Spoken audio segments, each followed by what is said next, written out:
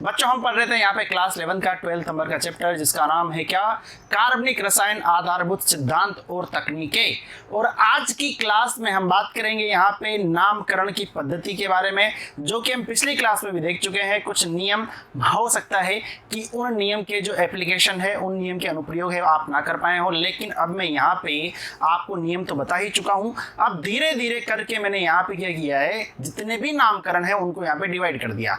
आज की क्लास में हम जानेंगे कि एल्केन श्रेणी के जो नामकरण हैं वो किस प्रकार से होते हैं। तो पेन कॉपी उठा लीजिए, लेकिन अभी लिखना कुछ भी नहीं है, पहले समझना है।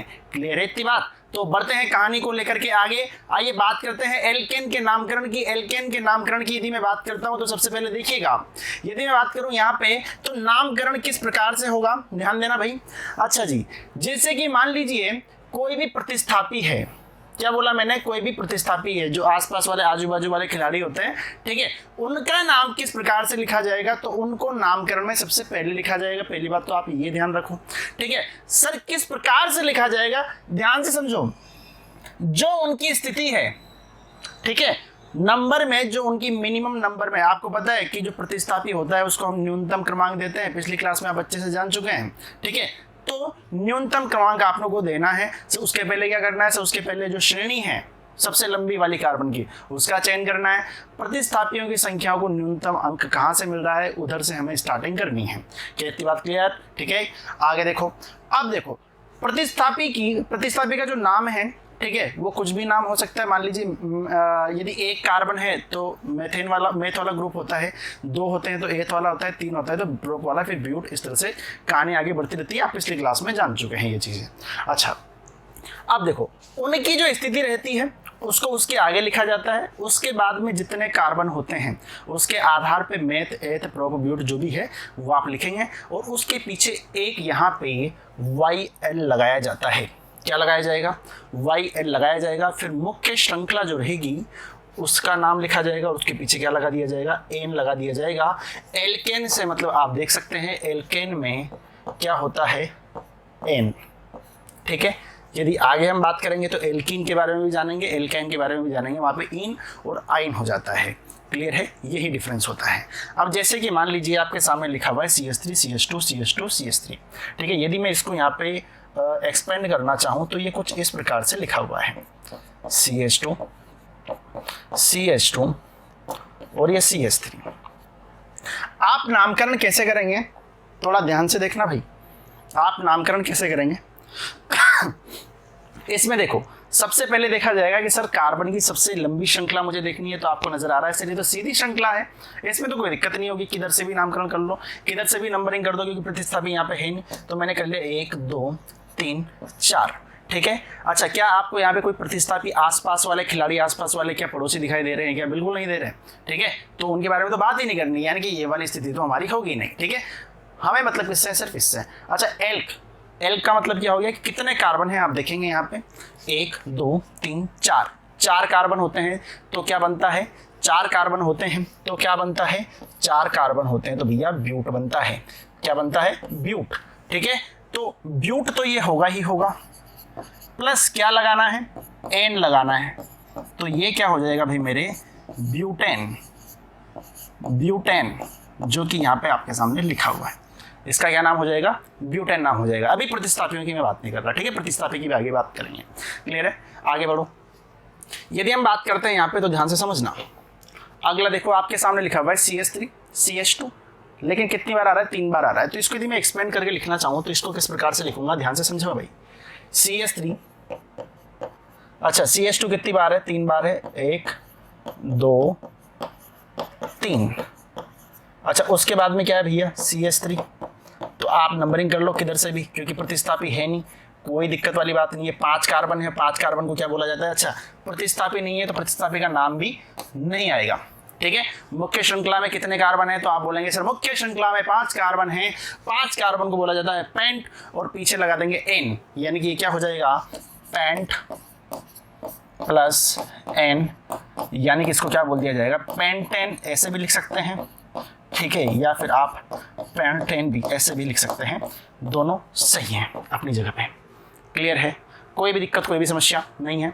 आगे बढ़े, आगे देखो भाई, अगला क्वेश्चन आपके सामने दिया हुआ है CH3 CH2 CH3। आगे देखो भाई क्या लिखा हुआ है CH3 CH3 लिखा हुआ है, इसका आपको नाम करना है। अच्छा आप देखो यहाँ पे, अब आपको एक बात नजर आ रही होगी। सबसे पहले आप क्या करोगे, लंबी श्रृंखला का चयन करो, ठीक है। कैसे करोगे, या तो ऐसे कर सकते हो 1 2 3, या फिर सीधा ले लो, कैसे भी ले लो, एक ही बात पढ़ रही हो तो है ना। ऐसे ले लेता हूँ सबसे सीधा। अच्छा आप क्या करेंगे, सबसे पहले आपने देखा कि सर यहाँ पे प्रतिस्थापी मुझे मिल रहा है, प्रतिस्थापी मुझे यहाँ पे एक एक्स्ट्रा पड़ोसी, एक एक्स्ट्रा खिलाड़ी यहाँ पे मिल रहा है, ठीक है। तो पहले प्रतिस्थापी का नाम लिखा जाएगा, लेकिन प्रतिस्थापी का नाम कैसे लिखूंगा मैं, कि सर स्थिति संख्या लिखनी है प्रतिस्थापी की। तो स्थिति संख्या कितनी है, कितने पे प्रतिस्थापी लगा हुआ है, नंबर 2 पे लगा हुआ है, तो 2। अच्छा एल्क कौन सा है, तो आप बोलेंगे सर यहाँ पे जो प्रतिस्थापी है, यहाँ पे 2 नंबर पे जो प्रतिस्थापी है उसमें एक कार्बन है। एक कार्बन का मतलब क्या होता है, मेथ, ठीक है। एक कार्बन का मतलब क्या होता है, मेथ। क्या होता है एक कार्बन का मतलब, मेथ। इंग्लिश में लिख देता हूं, मेथ। अच्छा साथ में क्या लगेगा, तो आप बोलेंगे सर साथ में लगेगा क्या, YL। क्या लगेगा मेरे भाई, YL। और उसके बाद में यदि मैं बात करूं तो पीछे क्या लग जाएगा अपने यहाँ पे। अच्छा लास्ट में आप मुख्य श्रृंखला की बात करेंगे तो कितने, 1 2 3, यहाँ पे हो जाएगा क्या, प्रोपेन, ठीक है। तो इसका नाम क्या हो जाएगा, सीधा सीधा लिखना चाहो तो 2 मेथाइल प्रोपेन, इसका नाम हो जाएगा 2 मेथाइल प्रोपेन, इसका नाम यहाँ पे हो जाएगा। कितनी बात समझ में आई, ठीक है। मिथाइल को यदि बोले हिंदी में तो मेथिल बोला जाता है, इंग्लिश में पढ़ेंगे तो ये मिथाइल की तरह साउंड करेगा, ठीक है। हिंदी में भी लिख लो 2 मेथिल प्रोपेन। क्या इतना फंडा क्लियर है, ठीक है। बढ़ते हैं आगे, चलो जी क्वेश्चन नंबर 4 देखेंगे। क्वेश्चन नंबर 4 में क्या लिखा हुआ है, यहाँ पे CH3 CH3 CH3 CH3, बीच में एक कार्बन डाला हुआ है। अच्छा मुख्य श्रृंखला का चयन करना है, 1 2 3, ऐसे कर सकते हैं। अच्छा आपको नजर आ रहा है यहाँ पे कि सर मुख्य श्रृंखला तो ये हो गई, प्रतिस्थापी कितने पे हैं, 2 पे हैं, और 2 पे प्रतिस्थापी कितने हैं, तो आप बोलेंगे सर 2 प्रतिस्थापी हैं, लेकिन वो यहाँ पे समान हैं। तो आप पहले क्या करोगे, प्रतिस्थापी की संख्या लिखोगे, यानी कि स्थिति संख्या 2,2, डैश लगाया आपने। अब आपको पता है कि सर यहाँ पे जो प्रतिस्थापी नजर आ रहे हैं, नीचे भी मिथाइल है और ऊपर भी क्या है, मिथाइल है, ठीक है। तो आपको मैंने बताया था, नियम आपको याद आ रहे होंगे पिछली क्लास के, कि सर यदि समान प्रतिस्थापी हो जाते हैं 2 या 2 से ज्यादा, तो 2 के लिए तो डाई लिखा जाएगा, 3 के लिए ट्राई लिखा जाएगा। तो आप देख सकते हैं यहाँ पे क्या लिखूंगा, 2 बार कितना है, यहाँ पे 2 बार है अपना यहाँ पे मेथिल, तो डाई मेथिल। और उसके बाद में क्या होगा भाई, यहाँ पे जो मुख्य श्रृंखला होता है उसका नाम होगा, तो देखेंगे 1 2 3, 3 को क्या बोला जाएगा, प्रोप, और यहाँ पे पीछे एन लगा देंगे, प्रोपेन, और ये इसका नाम यहाँ पे हो जाएगा। कितनी बात क्लियर, बोलो भाई सही है माहौल, कोई भी दिक्कत हो तो बता दो, नहीं है ना। अच्छा 1 2 क्वेश्चन और कर सकते हैं क्या, करो भाई। CH3 ये इस प्रकार से लगे हुए हैं, है ना, और इसको यदि मैं थोड़ा सा आगे बढ़ा दूं, CH3 CH3 CH3, अब बताओ, अब आंसर निकालो क्या होगा इसका आंसर। तो आप देखेंगे, एक बार ट्राई करो इसको, फिर बढ़ते हैं आगे। किया भाई, ठीक है, पहले वाले की तरह ये कुछ भी नहीं है ना। सबसे पहले आप क्या करोगे, सबसे पहले श्रृंखला का चयन करो कि सर सबसे ज्यादा जो बड़ी श्रृंखला है मुझे कहाँ पे मिल रही है। तो आप देखेंगे यदि आप सीधा देखते हैं तो 1 2 3 4 5, ठीक है। 5 आपको वैसे भी मिल रहा है, 1 2 3 4 5, कैसे भी ले लो एक ही बात है, ठीक है। अच्छा अब यदि आप बात करेंगे यहाँ पे, तो सर जो प्रतिस्थापी है उसको न्यूनतम अंक मुझे देना है, ठीक है। यदि आप ये वाली श्रृंखला ले रहे हो तो आप नाम यहाँ से दोगे, नंबर यहाँ से दोगे, ठीक है। लेकिन मैं सिंपल इसी को ले लेता हूँ, 1 2 3 4 5, क्लियर है। तो हम क्या लिखेंगे, पहले प्रतिस्थापियों का लिखो, क्या लिखेंगे, 2,2। अच्छा कितने मिथाइल है, तो आप बोलेंगे सर डाई मेथिल। और यहाँ पे कितने कार्बन है, तो आप बोलेंगे 5 है, और 5 कार्बन जब आते हैं तो क्या होता है, मेथ एथ प्रोप ब्यूट पेंट, ठीक है। तो क्या आ जाएगा, पेंट, और उसके पीछे क्या लगा देंगे, एन। तो ये क्या हो जाएगा, 2,2 डाई मिथाइल पेंटेन। क्लियर है, कोई दिक्कत यहाँ तक, किसी भी प्रश्न में कोई दिक्कत हो तो बता दो, नहीं है, चलो जी।